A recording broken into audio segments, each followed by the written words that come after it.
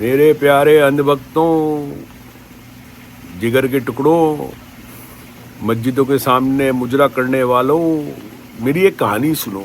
कहानी नहीं, एक बात बताता हूँ मैं दिल्ली जिमखाना क्लब के बारे में तुम लोगों को। देखो, हम तो दिल्ली में पड़े बड़े हैं, हम लोगों को पूरा आइडिया है।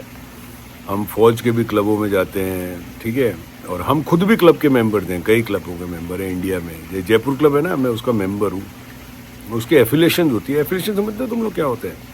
जो दुनिया के दूसरे क्लब होते हैं ना, उससे एफिलिएशन होती है। अब दिल्ली जिमखाना क्लब की जो एफिलिएशन है ना, वो लंदन के कम से कम, मैं बता रहा हूँ, 7 से 8 क्लबों में एफिलिएशन है। अब एफिलिएशन में क्या होता है समझो। वैसे तो तुम्हारी औकात नहीं है लंदन वंदन जाने की, मत समझो।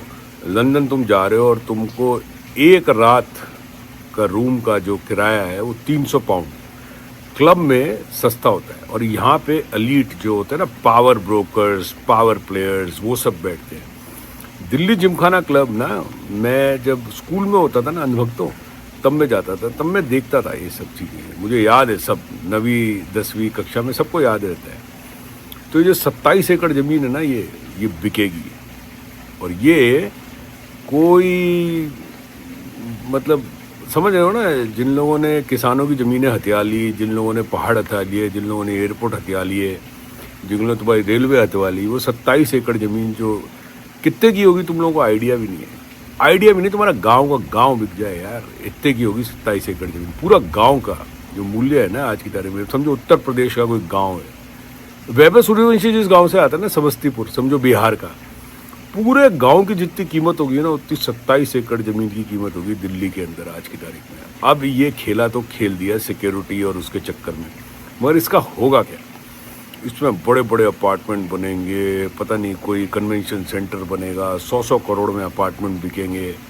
और जितने भी ना, आप देखो, ये जितने भी क्लबों में आज की तारीख में तुम जाते, तुम लोग तो जाते हैं, तुम्हारी औकात नहीं है, तुम लोग जाते नहीं हो। तो क्लबों में आज की तारीख में 80% अंधभक्त आते हैं।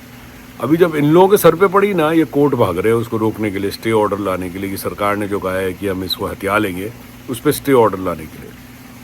बस तुम सोचो, तुम मंदिरों के सामने कटोरा लेके बैठे हो, मस्जिदों के सामने तुम मुजरे कर रहे हो, तुम इन नेताओं के और दलालों के चक्कर में तुम दरिया बिछा रहे हो, तुम हर काम कर रहे हो, मगर तुम लोगों को कुछ नहीं मिल रहा। मिलेगा अल्टीमेटली उन्हीं को। अभी मैं अर्नब गोस्वामी का एक देख रहा, सुहेल सेठ करके, वो सफ़ेद वाल वाला, मैंने इसको एक बार खींचा था बहुत पहले, 2016-17 में। वो प्रो क्लब था, वो बोल रहा था नहीं क्लब नहीं जाना चाहिए, मतलब जो भी थी भैंस उसके अंदर। वो अर्नब गोस्वामी को पता है ना, चिड़ी बाजार लगा देता है वो, तो चिड़ी बाजार में वो।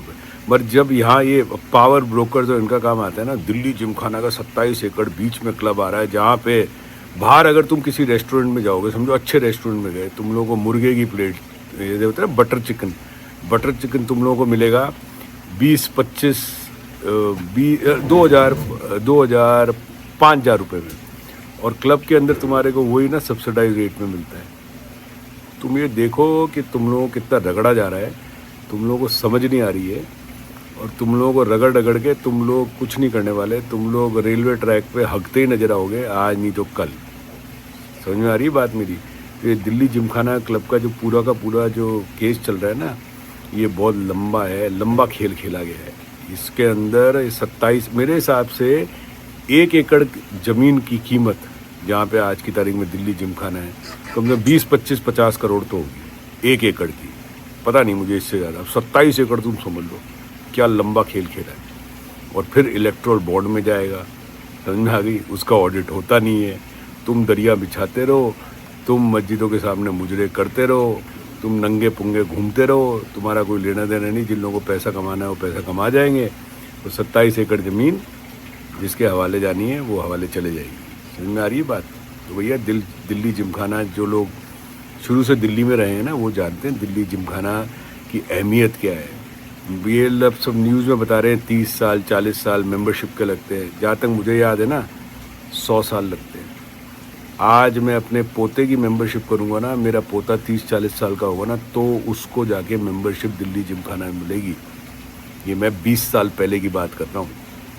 और इसलिए कर रहा हूँ कि दिल्ली जिमखाना में मैं खुद रहा हूँ, दिल्ली जिमखाना बहुत बारी गया हूँ, दिल्ली में बड़ा पड़ा हूँ। तो तुम लोगों को जो समझाता हूँ ना, तुम लोग समझ जाओ।